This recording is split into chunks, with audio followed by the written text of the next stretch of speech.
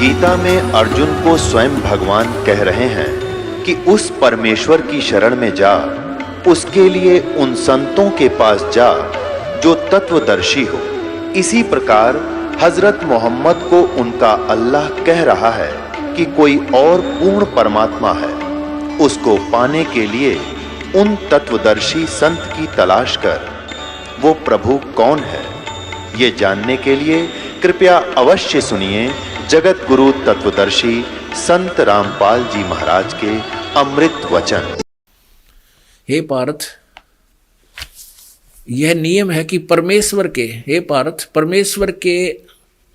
परमेश्वर यानी उस परम अक्षर ब्रह्म की जो साधना करता है, ध्यान के अभ्यास योग युक्तेन, ध्यान नहीं है इसमें, मेडिटेशन नहीं है कहीं भी, अभ्यास योग युक्तेन, योग माने साधना, अभ्यास माने उसकी अभ्यास करना, यानी जो विधि बताई गई है उसकी साधना करने, साधना में युक्त, उसमें लीन व्यक्ति दूसरी ओर न जाने वाले चित्त से, यानी किसी और की पूजा नहीं करे, निरंतर चिंतन करता हुआ परम दिव्य पुरुषम, परमम दिव्यम पुरुषम, परम प्रकाश रूप दिव्य पुरुष को ही, अर्थात पुरुष को, अर्थात परमेश्वर को ही प्राप्त होता है, उस परम अक्षर ब्रह्म को प्राप्त होता है।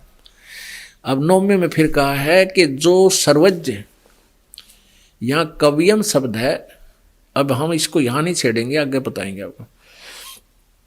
जो पुरुष सर्वज्ञ अनादि सबके नियंता, जो परमात्मा सर्वज्ञ अनादि सबके नियंता, सूक्ष्म से अति सूक्ष्म, सबके धारण पोषण करने वाले और अचिंत रूप सदृश, सूर्य के सदृश नित चेतन, यानी सूर्य की तरह साकार प्रकाश रूप है, और अविद्या से अति परे, तम से, उस का अज्ञान रूप अंधकार से परे, उस सच्चिदानंद घन परमेश्वर का जो समन करता है। अब 8वें का 8, 9, 10 आपको पढ़ रहे हैं, 10वां पढ़ रहे हैं, 8, 9 पढ़ लिया। वह भक्ति युक्त पुरुष अंत काल में भी योग के बल से, योग माने साधना, भक्ति के बल से, भ्रकुटी के माध्यम से प्राणों को अच्छी प्रकार स्थापित करके फिर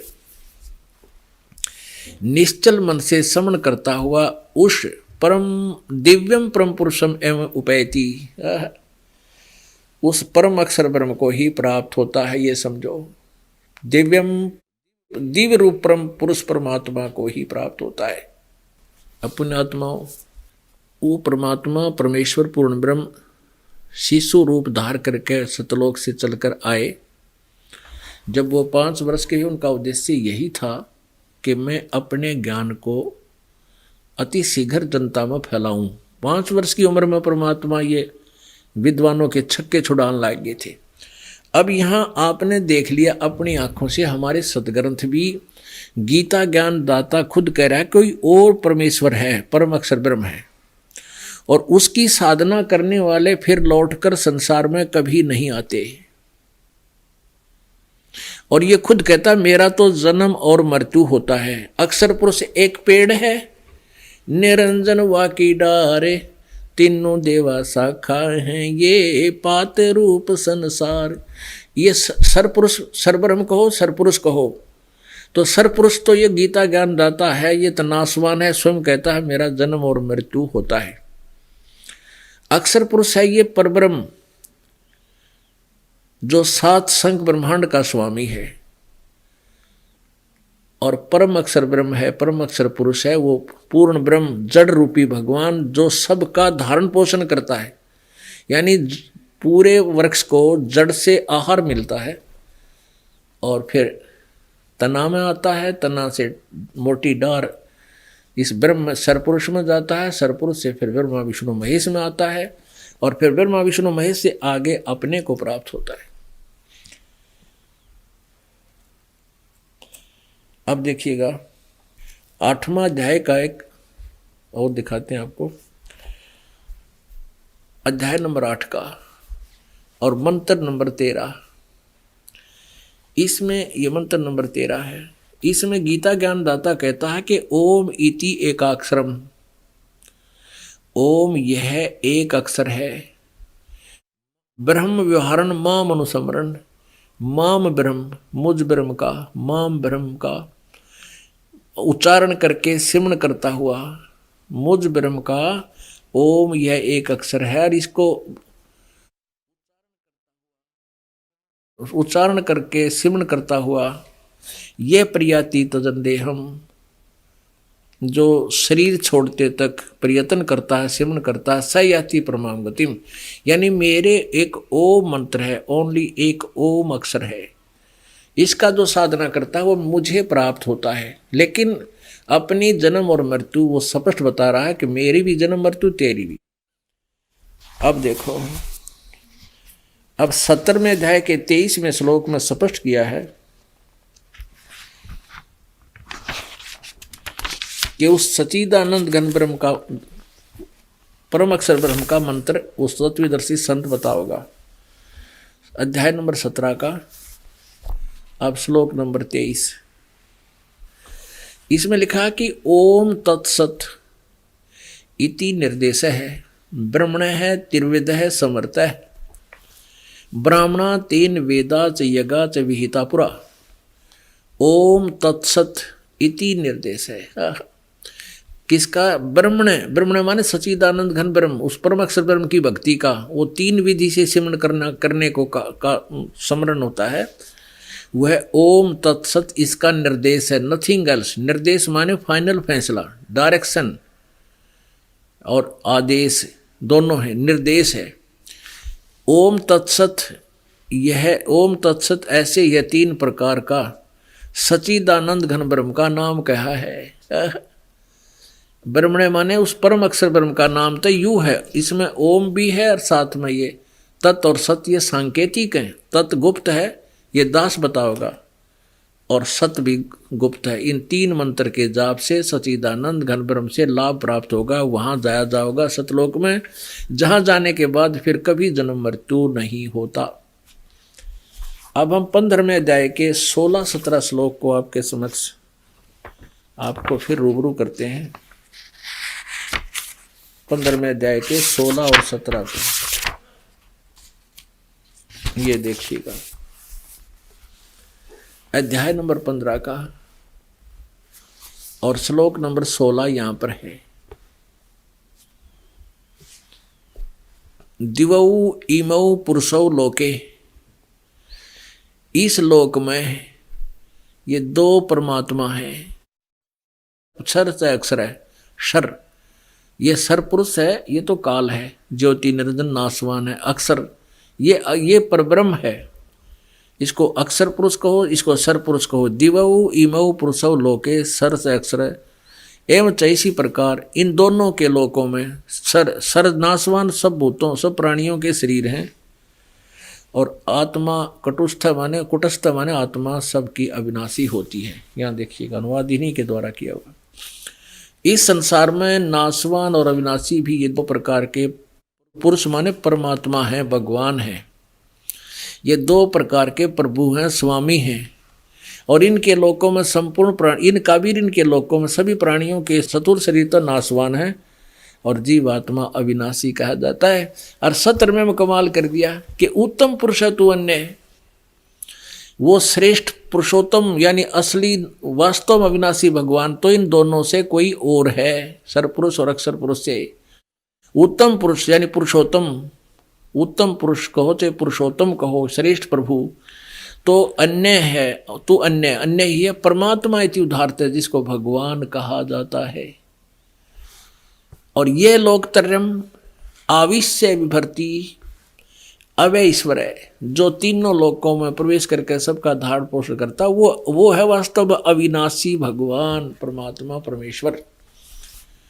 उत्तम पुरुष तो अन्य ही है, इन्हीं का अनुवाद, जो 3 लोकों में प्रवेश करके सबका धारण पोषण करता है।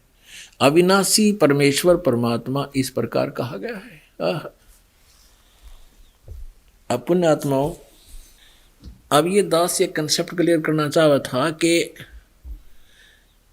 इस ब्रह्मा विष्णु महेश से भी कोई और परमात्मा है, और वही 3 लोकों में प्रवेश करके यानी ब्रह्मा विष्णु महेश तक और हम सभी का वही पालन पोषण कर रहा है, और उनके जैसे भी संस्कार हैं वही परमात्मा सबको पहुंचा रहा है, दे रहा है।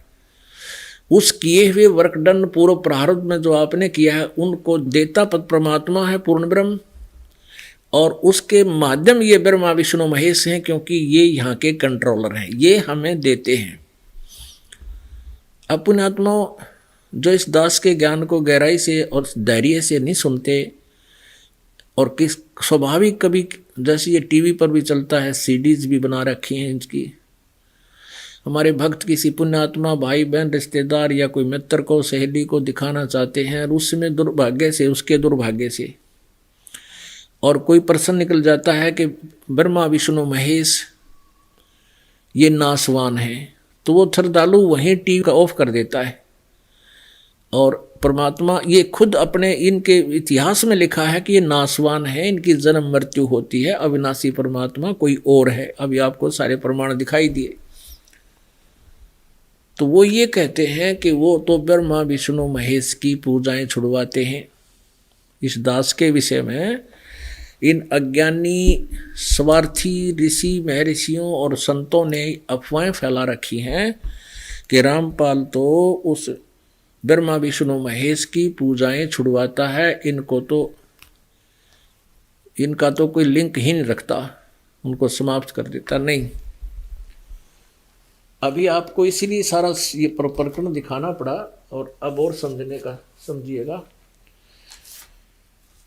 कि तीनों लोकों में प्रवेश करके सबका धारण पोषण वो परम अक्षर ब्रह्म करता है,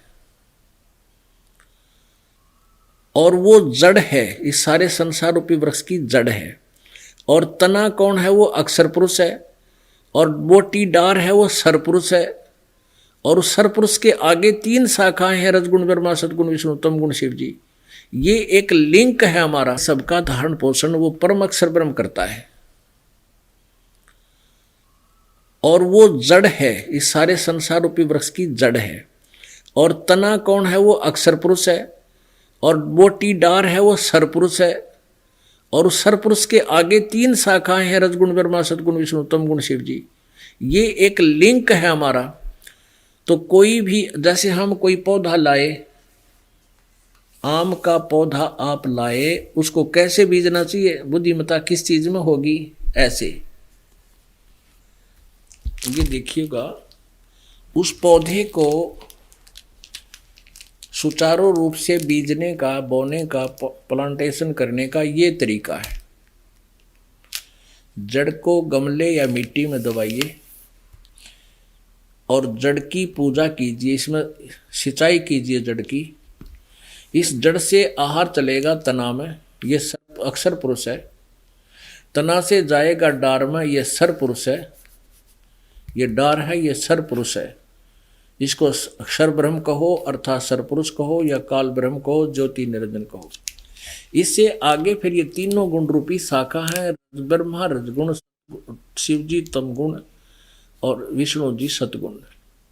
तो ये शाखाएं हैं।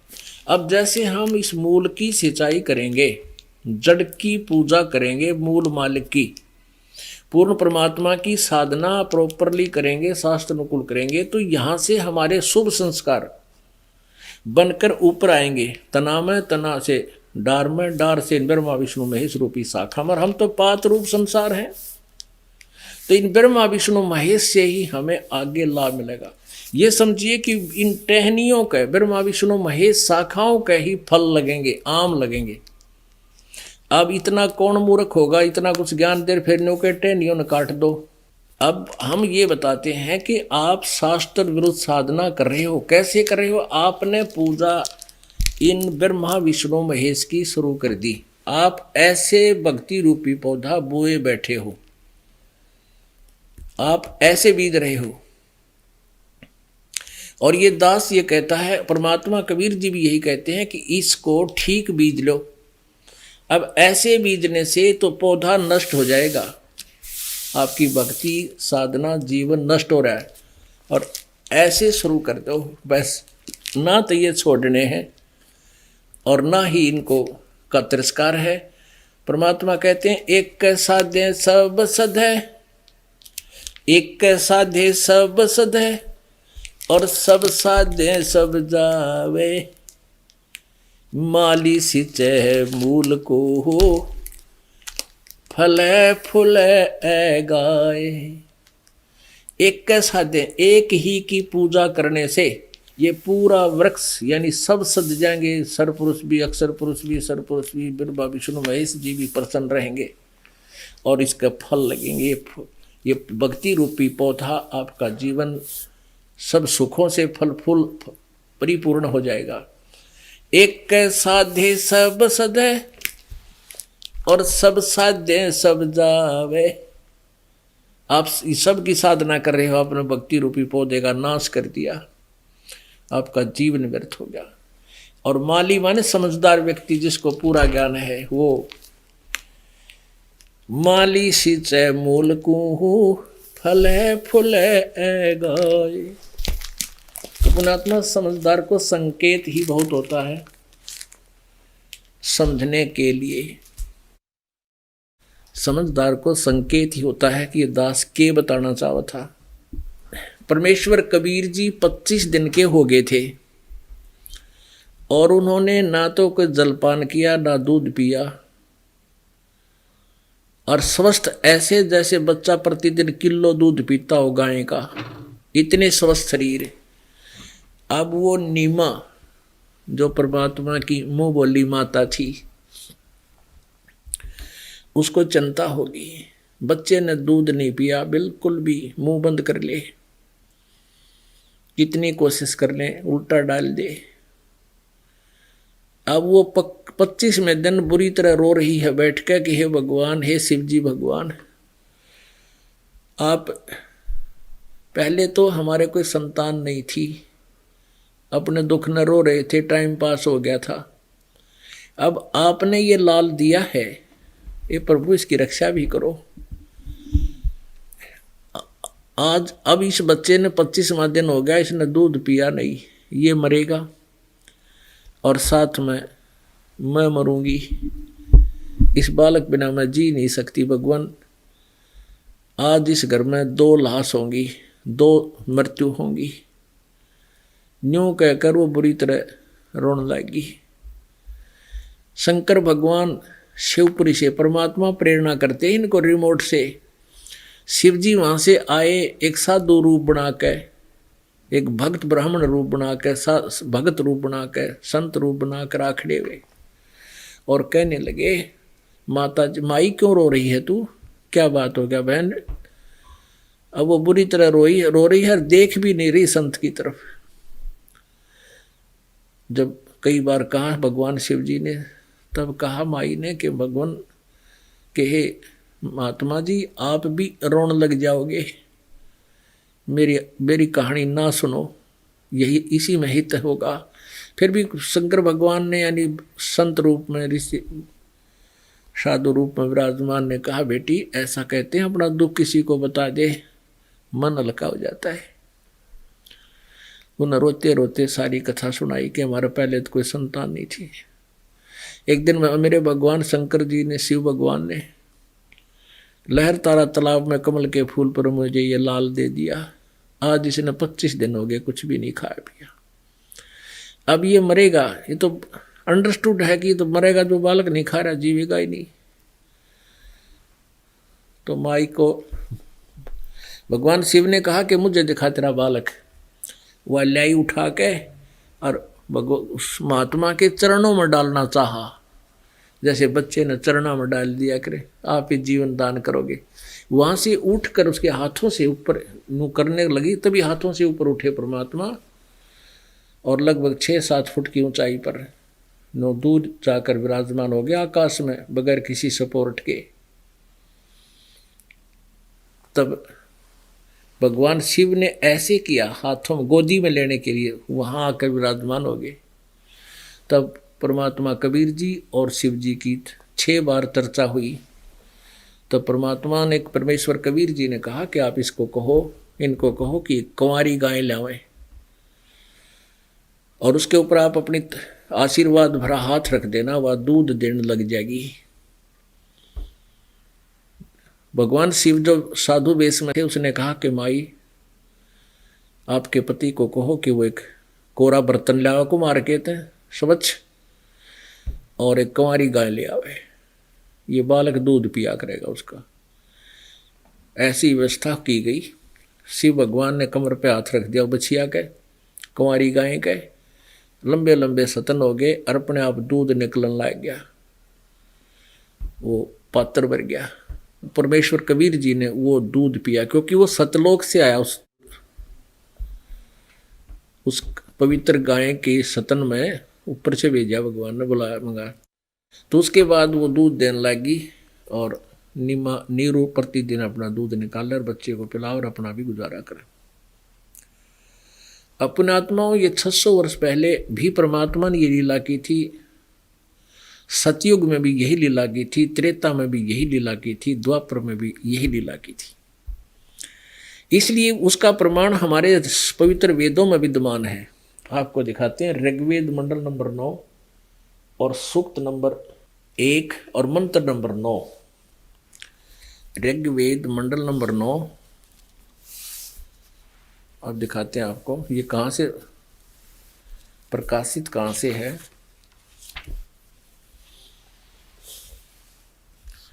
प्रकाशक हैं सार्वदेशिक आर्य प्रतिनिधि सभा, सार्वदेशिक आर्य प्रतिनिधि सभा, महर्षि सिद्धांत भवन, रामलीला मैदान, नई दिल्ली। ये इनके फोन और फैक्स नंबर है, ईमेल है।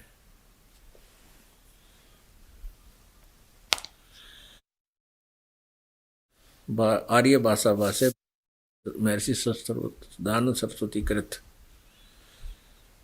मुद्रक हैं Prince offset printers, 1510 Pataudi house, Daryaganj, नई दिल्ली से। ये इनके फोन नंबर है। यहाँ देखिएगा बिल्कुल प्रारंभ है।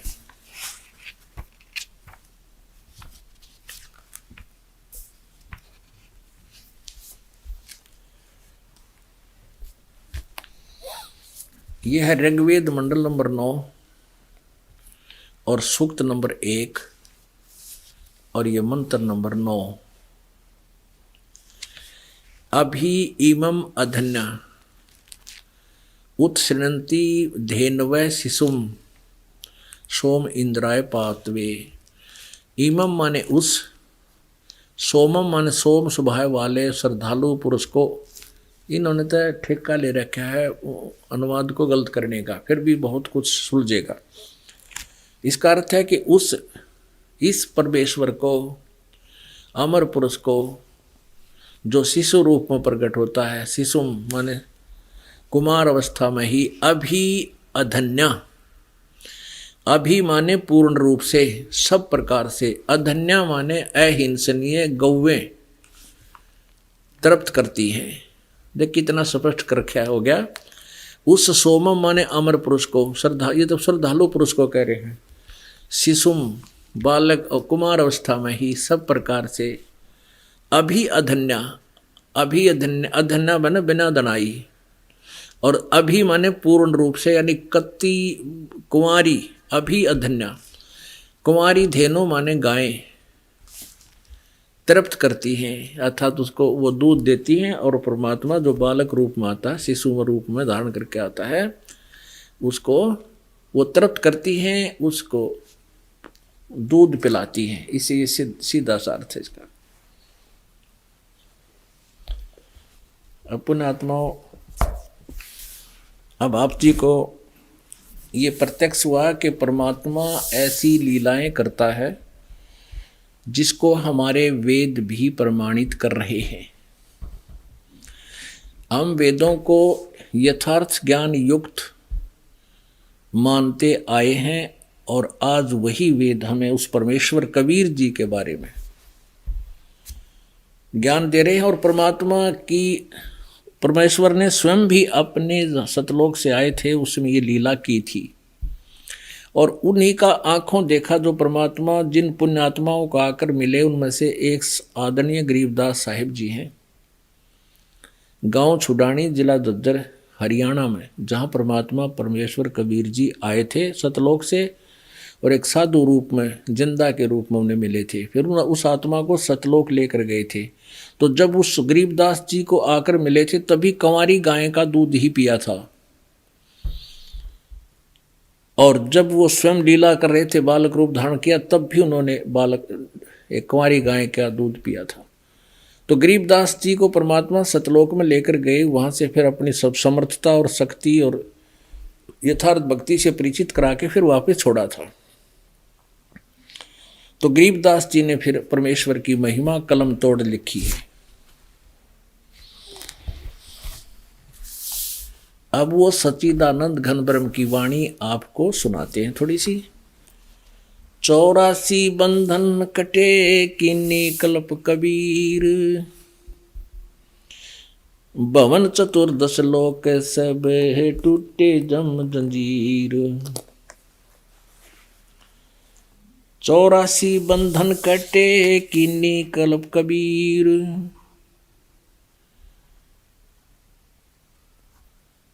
भुवन चतुर्दश लोक सब टूटे जम जंजीर। अंत कोट ब्रह्मांड में बंदी छोड़ कहाए, सो तो एक कबीर है जो जननी जने न माए। शब्द स्वरूप साहेब धनी, शब्द सेंद सब माही, बाहर भीतर रम रहा जहां तहां सब ठाही।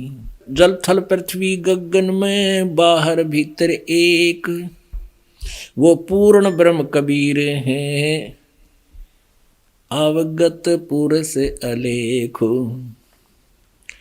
गरीब सेवक होकर उतरे इस पृथ्वी के माही, जीव उदाहरण जगत गुरु बार बार बल जाही।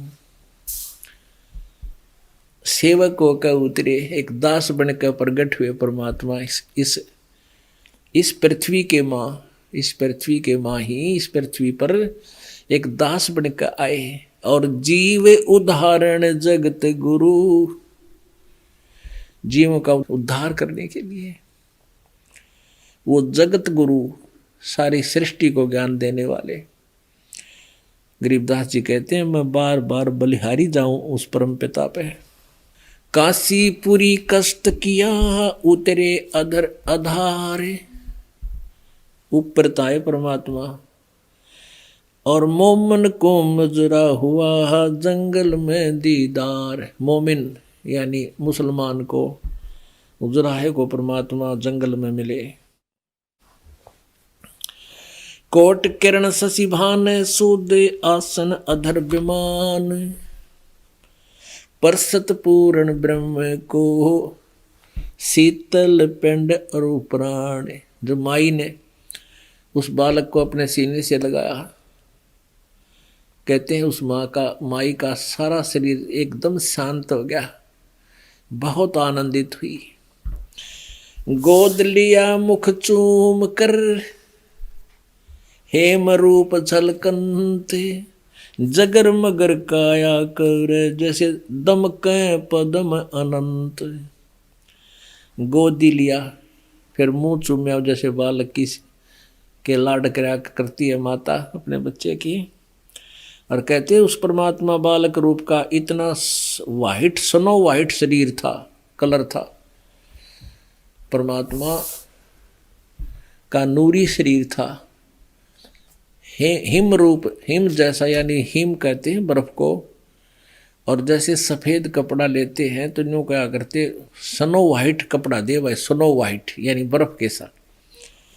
हेम रूप यानी स्नो वाइट मालिक का कलर था, और ऐसा नूर दमका था मालिक का जैसे चिपके से लग रहे हो। काशी उल्टी गुल भया वहाँ मोमिन का घर घेरे, कोई कहे ब्रह्मा विष्णु है, कोई कहे इंद्र कुबेरे। वो देखनिए न्यू कहे, कोई कहे तो इंद्र है, कोई कहे ब्रह्मा है, कोई कहे विष्णु जी है। कोई कहे वरुण धर्मराय है, कोई कहते हैं ईश, 16 कला सुभान गति, कोई कहे जगदीश। भक्ति मुक्ति ले उतरे मेटन तीनों ताप, मोमन का डेरा लिया जिसे कहे कबीरा बाप। भक्ति और मुक्ति लेकर परमात्मा उतरे आए थे, वहां पर प्रकट हुए थे। और मेटन तीनों तापों का नाश केवल एक कबीर परमेश्वर ही कर सकते हैं, और कोई भगवान नहीं कर सकता, वो परम अक्षर ब्रह्म ही कर सकता है। और एक मुसलमान के घर आकर डेरा लिया, जिसको परमात्मा को शुद्ध कबीर जी, जिसे पिताजी कहा करते थे, बाप कहा करते थे। दूध न पीवन अन्न भखे, ना पलने झूलनते, अधर अमान ध्यान में वो कमल कला फूलनते।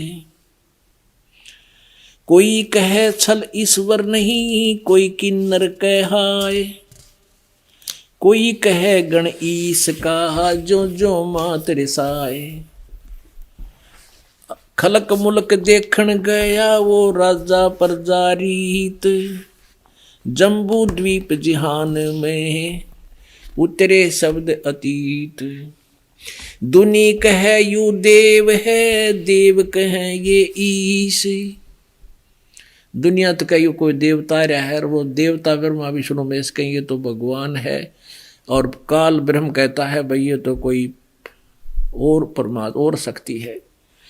दुनी कहे यो देव है, देव कहते हैं ईश।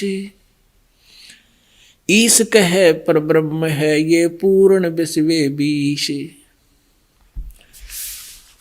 काजी आए कुरान ले, धर लड़के का नाम, अक्सर अक्सर मैं फोर्या, धन कबीर बलि जाऊं मैं। सकल कुरान कबीर है, अरफ लिखे जो लेख, काशी के काजी कहें या गई दीन की टेक। अब काजी आए कुरान ले, धरा लड़के का नाम, और पूरी कुरान शरीफ में कबीर कबीर अक्षर रह गया और अक्षर नहीं रहा। शिव उतरे शिवपुरी से, अवगत बदन विनोद, महके कमल खुशी बहे, लिया ईश को गोद। नजर नजर से मिल गई, किया ईश प्रणाम, धन मोमिन धन पूरी ना, धन का सीनी काम। 7 बार चर्चा करी, बोले बालक बैन, शिव को कर मस्तक धैर्या, ला मोमिन एक धैनु। अन ब्यावर को दूहत है, दूध दिया तत्काल, पीवे बालक ब्रह्म गति, ता शिव भय दयाल।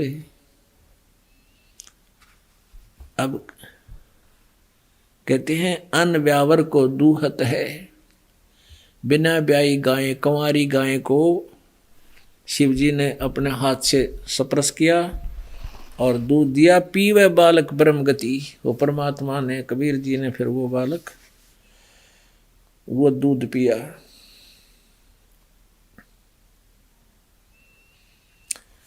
पांच वर्ष के जद भये, काशी मंज कबीर,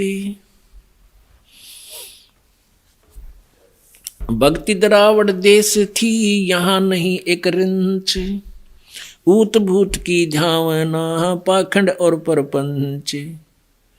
बनारस में, काशी में जब स्वामी रामानंद जी, महर्षि रामानंद जी वहाँ आए, तो उस समय कहते हैं वहाँ सब पाखंड परपंच चल रहा था। रामानंद जी ने काफी सुधार किया था भक्ति मार्ग का। रामानंद आनंद में काशी नगर मंझारे, और देश द्रावड़ छोड़ के वो आए पूरी विचार। योग युक्त प्राणायाम कर, जीत्या सकल शरीर, त्रिवेणी के घाट में वो अटक रहे बलबीर। तीर्थ व्रत एकादशी और गंगोदक स्नान, पूजा विधि विधान से सर्व कला सुर ज्ञान। करें मानसी सेव नित्य, आत्म तत्का ध्यान, छठ पूजा आरंभ गति, धूप दीप बंदान। 1400 चेले किए वो काशी नगर मंझार, 4 संप्रदा चलत हैं और 52 दरबारे। 5 वर्ष के जद बहे, काशी मंज कबीर, दास गरीब अजब कला, ज्ञान ध्यान गुण थीर। 5 वर्ष के जब परमात्मा हुए, ये तत्व ज्ञान शुरू कर दिया था जो आज ये दास आपको पढ़ पढ़ कर सुना रहा है उसकी अमरवाणी में से। और जिसको ये ब्राह्मण विद्वान पुरुष ऋषि महर्षि देवता ब्रह्मा विष्णु महेश भी नहीं समझ सके, वेदों को नहीं जान सके, वो लोग 5 वर्ष के जद भये काशी मंज कबीर, दास गरीब अजब कलाये ज्ञान ध्यान गुण थीर। गुल भया काशी पूरी ये अटपटे बैन बिहंग, दास गरीब गुणी थके सुन जुल्हा प्रसंग। गुणी माने विद्वान पुरुष भी परमेश्वर के इन यथार्थ ज्ञान के सामने छक्के छूट गए, उनके हार गए, व चले गए। रामानंद अधिकार सोने अल्लाह जुल्हा अक जगदीश, दास गरीब विलंबना ताही नवावत शीश। रामानंद को गुरु कहे वो तन से नहीं मिलात, दास गरीब दर्शन भये पैड़े लगी झूलात। पंथ चलत ठोकर लगी राम नाम के दीन, दास गरीब कसर नहीं नो सीख लेगी परवीनो। अब परमात्मा ने जो लीलाएं आज से 600 वर्ष पहले की थी पुण्यात्माओं, वही आज हमारे सदग्रंथ उन्हीं का प्रमाण कर रहे हैं। तो परमात्मा परमेश्वर कबीर जी के विषय में शेष ज्ञान आपको कल सुबह बताएंगे। स्वामी रामानंद और परमेश्वर कबीर जी की आपस में क्या क्या गोष्ठी और चर्चा हुई। पुण्यात्माओं, परमात्मा की महिमा को बार बार श्रवण करने से हमारे अंग अंग पवित्र होते हैं। हम पहले क्या करते थे भगवान की भक्ति में लगने से पहले? कहते टेलीविजन का नहीं आँख पाड़े देखा करते नो हैं, कद सुबह उठ दे अखबार नो देख लेते, किसी ना दिखता भी नो तो उसमें लो आ गए 1 घंटे थी माथा मारे जानते उन्हें हैं। क्या किता को गप्पे मार रहा होता, कि तो राजनीति की बतलान लग जा, क्या ताश खेलन लग जा हैं, भूता की चर्चे शुरू कर दिए, भूता की सुने जाते। तो इस तरह की बकवादे हम सुना करते थे, और वो उसमें उतना ही हमारे अंदर आत्मा में विकार पैदा हुआ करते थे। और आज हम क्या सुनते हैं? और बात तेरे काम न आवे तू संतों शरण लाग रे, के सोवे गफलत में बंदे।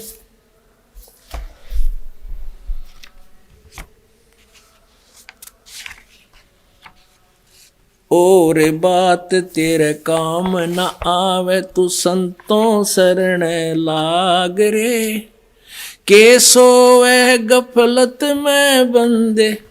जाग जाग नर जाग रे, जाग जाग नर जाग रे। परमात्मा परमेश्वर कबीर जी की ये वाणी है, लेकिन यहाँ नित्यानंद जी ने इसमें कुछ फेर बदल थोड़ा बहुत सा करके, वैसे तो सारी उन्हीं की है, फिर भी हमने इसे अपना ज्ञान ग्रहण करना है। परमेश्वर कबीर जी की वाणी में एक सेंटेंस और दोहा है। भाई उठ सवेरे हुक्का भर लिया, के जाग्या निर्भाग रे। उठ सवेरे हुक्का भर लिया, के जाग्या निर्भाग रे। सुक्रम किया ना कोई करी बंदगी, ये फुटे तेरे बाग रे, फुटे तेरे बाग रे। और बात तेरे काम न आवे, संतों शरण लाग रे। के सोवे गफलत में बंदे, जाग जाग नर जाग रे। इस तन सराय में जीव मुसाफिर, करता रहे दिमाग रे। इस तन सराय में जीव मुसाफिर, करता रहे दिमाग रे। रात बसेरा कर ले डेरा, चले सवेरा त्याग रे, चले सवेरा त्याग रे। और बात तेरे काम न आवे, संतों शरण लाग रे। के सोवे गफलत में बंदे, जाग जाग नर जाग रे। उमदा चोला बण्या अनमोला, ये लगे दाग पे दाग रे। उमदा चोला बण्या अनमोला, ये लगे दाग पे दाग रे।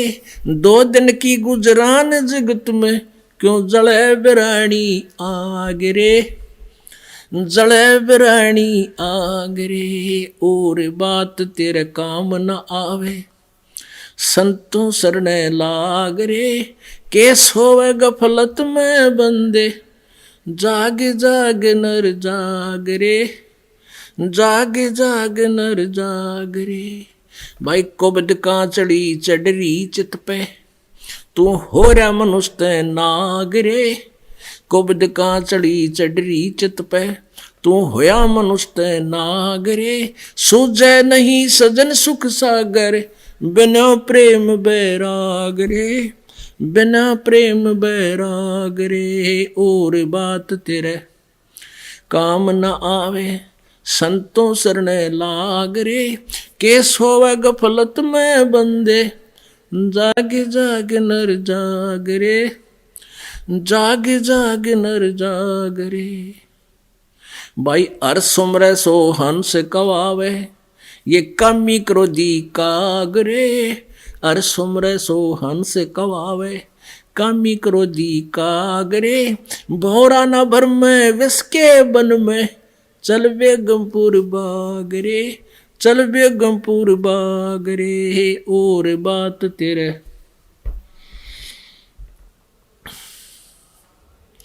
केस होवे गफलत में बंदे, जाग जाग नर जाग रे। जाग जाग नर जाग रे। भाई शब्द सैन सतगुरु की पेछानी, यो पाया अटल सुहाग रे।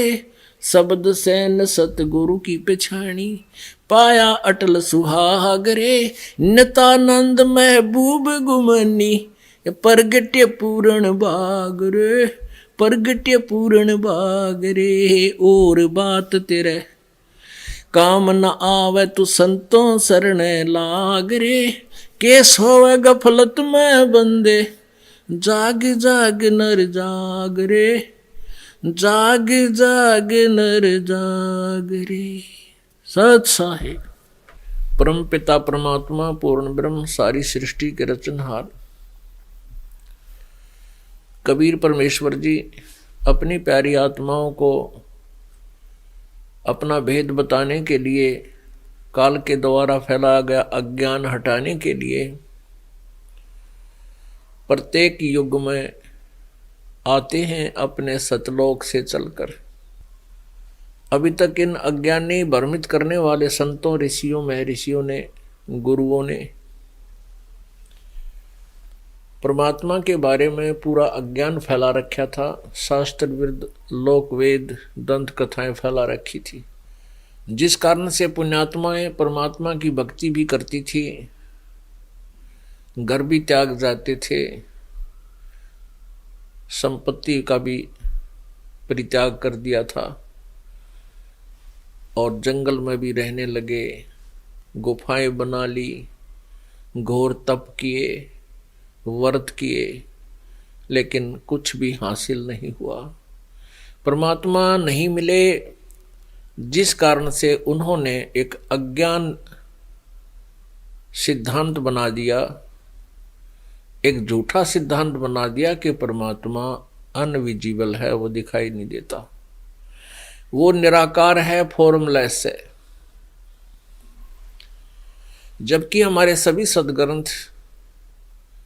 ये प्रमाण करते हैं, जिन सदग्रंथों को आधार मानकर हम परमात्मा को याद किया करते थे और उनमें लिखी व्याख्या को हम सत्य मानते थे और मानते हैं, उनमें सभी में ये प्रमाणित है कि परमात्मा मनुष्य सदृश साकार है, शरीर है, लेकिन उसके मटेरियल, उसके जो बॉडी है, परमात्मा का जो शरीर है, वो हमारे जैसे मटेरियल का नहीं है। परमात्मा का जो शरीर है वो तेज पुंज का है, और वो तेज पुंज जो सबसे ज़्यादा जो है नूरी है, प्रकाश में है। वैसे तो इन काल के देवताओं का भी और काल का, ब्रह्म का, परब्रह्म का, इनका भी शरीर नूरी है, लेकिन बहुत अंतर है। जैसे एक तो सूर्य हो, सूर्य का प्रकाश एक 60 वाट के बल्ब का प्रकाश हो, ऐसा अंतर है पूर्ण परमात्मा और अन्य परमात्माओं की बॉडी में, शरीर में, उनके प्रकाश में। जब वो परमात्मा यहाँ आते हैं, अपने शरीर को हल्के तेज पुंज युक्त कर लेते हैं, अन्यथा हम परमात्मा को देख नहीं सकते, क्योंकि उनका शरीर का ओरिजिनल जो प्रकाश है, रोशनी है, वो बहुत तेज है। हम चरम दृष्टि से उसे नहीं देख सकते, हमारी आंखें बंद हो जाएं। इसलिए वो परमात्मा तेज पुंज का हल्का सरल करके अपने शरीर को, बॉडी को, तब यहाँ आते हैं और अपना ज्ञान प्रचार करते हैं, अपनी प्यारी आत्माओं को वो मिलते हैं। कल आपने सत्संग में सुना था कि परमेश्वर एक शिशु रूप धार करके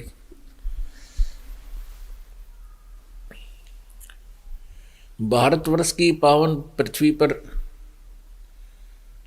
काशी शहर के अंदर, काशी शहर के बाहर, उसी की सीमा में बने एक लहर तारा नामक सरोवर पर कमल के फूल पर आकर के वो परमात्मा विराजमान हुए। कहाँ से? सतलोक से चलकर, अपने निज धाम से चलकर वो परमात्मा यहाँ आते हैं, अपनी प्यारी आत्माओं को मिलते हैं। ये परमात्मा का विधान है और वो विधान वेदों में लिखा है, और ऐसी लीला परमात्मा ही करता है, और वो परमेश्वर चारों युग में ऐसी ही लीलाएं करते रहे हैं।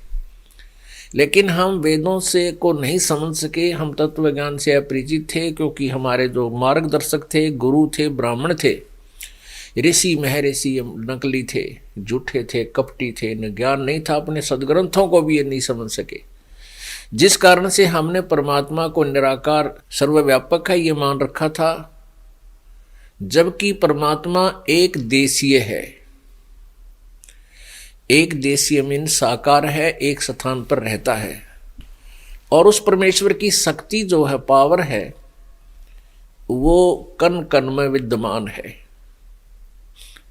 जैसे सूर्य एक देशीय है, उसका प्रकाश पृथ्वी और अन्य लोकों तक पहुंच रहा है, लेकिन उसके उष्णता जो है, उसकी गर्मी जो है, वो हर प्रत्येक तक पहुंच जाती है, वो हर जगह व्यापक है।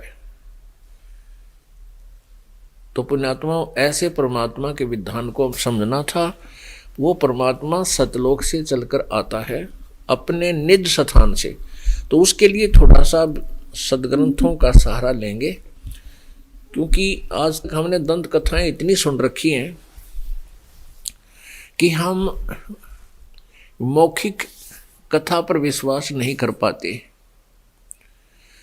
और जब हमें प्रमाण मिल जाते हैं तो हम गदगद हो जाते हैं, और परमात्मा की परिभाषा से हम शीघ्र परिचित हो जाते हैं, और अपने भगवान को पहचान कर कल्याण के लिए समर्पित हो जाते हैं। इसलिए सदग्रंथों को बार बार देखना, समझना अनिवार्य हो गया। अब ये वेद जो थे, इन पवित्र वेदों को पूरा विश्व मानता है कि यथार्थ ज्ञान युक्त है। इन पवित्र वेदों को पूरा विश्व मानता है कि ये एक बहुत ही सत्य ज्ञान है, और जो वेदों को सत्य मानने वाले आचार्य, गुरुदेव, ऋषि महर्षि हुए, उन्होंने इस पवित्र सदग्रंथों को, इन पवित्र सदग्रंथों को समझा नहीं, क्योंकि इनको गुरु नहीं मिले। सदगुरु नहीं मिले। परमेश्वर की सच्चिदानंद घन ब्रह्म की वाणी में, तत्व ज्ञान में, कबीर वाणी में प्रमाण है, भाई गुरु बिन काहू न पाया ज्ञाना, जो थो था बुस छड़े किसाना। गुरु बिन वेद पढ़े जो प्राणी, समझे न सार रहे अज्ञानी। जो वेदों को सत्य मानते थे वो वेदों को समझ नहीं सके। श्रीमद् भगवत गीता अध्याय नंबर 7 के श्लोक नंबर 12 से लेकर 15 में तीनों गुणों, रजगुण ब्रह्मा, सतगुण विष्णु, तमगुण शिव जी तक की जो साधना करते हैं, इस त्रिगुणमयी माया के द्वारा जिनका ज्ञान हरा जा चुका है, वो राक्षस स्वभाव को धारण किए हुए मनुष्यों में नीच दूषित कर्म करने वाले मूर्ख, गीता ज्ञान दाता कहता है कि वो मेरी भक्ति भी नहीं करते, वो मेरी साधना नहीं करते। फिर गीता अध्याय नंबर 16 और 17, 18 में निर्णय दिया है कि मेरी भक्ति यानी ब्रह्म साधना,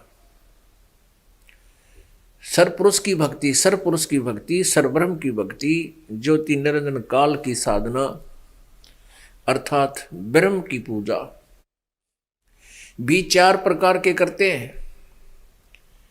नंबर 1 अर्थार्थी, नंबर 2 आर्थ, नंबर 3 जिज्ञासु और नंबर 4 ज्ञानी।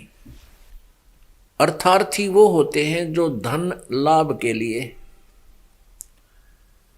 घर में धन का लाभ प्राप्ति के लिए वेदों के मंत्रों से ही धार्मिक अनुष्ठान किया करते हैं। और नंबर 2 आर्त हैं, संकट निवारण के लिए भी वेदों के मंत्रों से ही वो अपनी क्रियाएं संपन्न करते हैं, अनुष्ठान किया करते हैं। वो किसी और अन्य किसी ग्रंथ के किसी भी लेख का अपने धार्मिक अनुष्ठान में समावेश नहीं करते। जैसे जय गणेश देवा, माता थारी पार्वती, पिता महादेवा, कभी इस तरह की वो आरतियों को नहीं प्रयोग करते। और तीसरे जो होते हैं वो जिज्ञासु वो होते हैं परमात्मा की चाह में इधर उधर संतों भक्तों से मिले, घर भी त्याग दिया और उनको जैसे भी कोई गुरु संत मिल गए, जिससे भी जैसा कोई ज्ञान प्राप्त हुआ उसको ग्रहण कर लिया और स्वयं वक्ता हो गए, वो भी रिजेक्ट किए हैं। कहती है ये जो 3 प्रकार के हैं ये तीनों भी अच्छे नहीं हैं। मेरे साधक ब्रह्म कहता है, गीता ज्ञानदाता जो श्री कृष्ण में प्रवेश करके बोल रहा है, ये 3 प्रकार के भी मुझे पसंद नहीं। अब चौथा ज्ञानी है, कहता है ज्ञानी को मैं अच्छा लगता हूं और ज्ञानी मुझे भी अच्छा लगता है। ज्ञानी की परिभाषा क्या है? ज्ञानी वो व्यक्ति होता है जिसको ये ज्ञान हो गया कि भी मानव शरीर बार बार नहीं मिलता, मानव शरीर बार बार नहीं मिलता और मानव शरीर का उद्देश्य केवल मोक्ष प्राप्ति ही होती है, अन्यथा अन्य क्रियाएं तो पशु भी करते हैं, ऐसी ही जो मनुष्य करता है, जो भक्ति नहीं करता, पक्षी भी करते हैं। तो उसको ये ज्ञान हुआ कि मनुष्य जीवन का मूल कार्य जो है, मूल कर्तव्य परमात्मा की साधना करना, परमात्मा प्राप्ति करना। उनको ये भी ज्ञान हुआ कि आन उपासना, अन्य देवताओं की पूजा से भी जीव कल्याण नहीं हो सकता। उनको ये भी ज्ञान हुआ कि जो ब्रह्म के अतिरिक्त कोई भी साधनाएं हैं वो यूजलेस हैं। एक उनको ये भी ज्ञान हुआ, वेदों को पढ़ा उन्होंने, ज्ञानी आत्माओं ने, तो उनको ये भी ज्ञान हुआ कि वेदों में लिखा है कि केवल एक ही परमात्मा है जो पूजा के योग्य है, जो पाप नाशक है, वासुदेव है। वासुदेव मीन्स सर्वव्यापक, जिसकी सत्ता सबके ऊपर हो, जिसकी प्रभुता पूरे सभी कण कण में उसके अंतर्गत आते हों, उसको वासुदेव कहते हैं। तो उन्होंने अपनी ही सूझबूझ से, जैसे यजुर्वेद अध्याय नंबर 40 के मंत्र नंबर 15 में लिखा है कि ओम कर्तु समर, किलवे समर, कर्तुम समर। ओम नाम का जाप काम करते करते सिमरण करो, विशेष कसक के साथ स्मरण करो, और मनुष्य जीवन का प्रथम कर्तव्य जानकर उसका स्मरण करो। तो उन्होंने ये निष्कर्ष निकाल लिया कि ब्रह्म ही सुप्रीम पावर है और ओम ही फाइनल मंत्र है। उनकी बुद्धि यहां तक सीमित होगी कि ओम एक मंत्र है, इसके अतिरिक्त कोई भी मंत्र जाप का वेद में नहीं है। और ब्रह्म ही, उन्होंने अपने आप निष्कर्ष निकाल लिया कि इस ओम नाम से हमें ब्रह्म प्राप्ति होगी, ये पूर्ण परमात्मा का मंत्र है। उन्होंने ऐसा निष्कर्ष निकाला। इस आधार से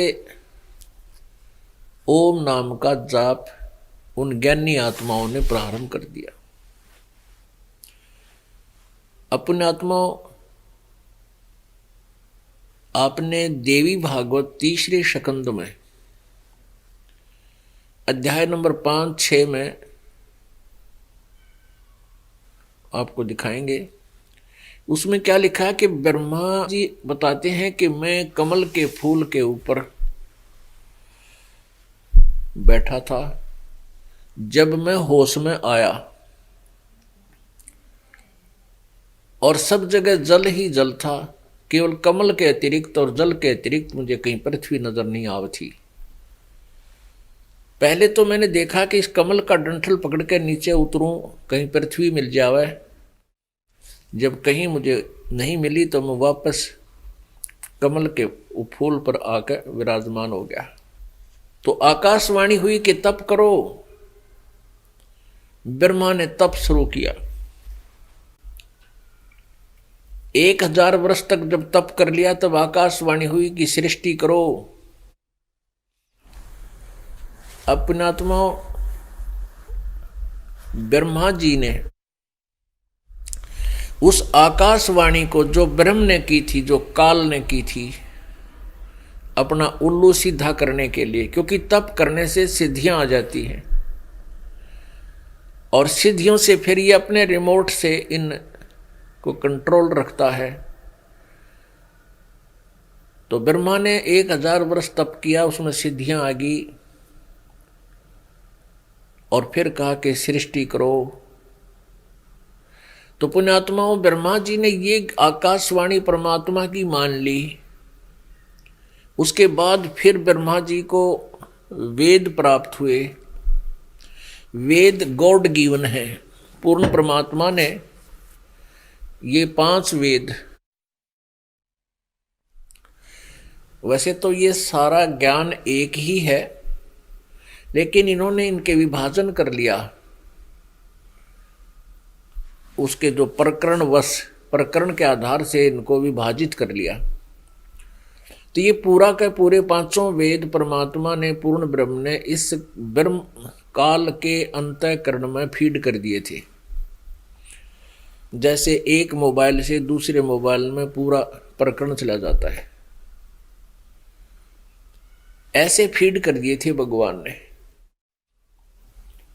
तो इस काल ने फिर क्या चापलूसी की, क्या हेराफेरी की। इसने 4 वेद तो ब्रह्मा को दे दिए और जो 5वां वेद था सूक्ष्म वेद, उसको छुपा लिया। तो इन 4 वेदों में कहीं पर भी हठ योग करने की नहीं कही गई है।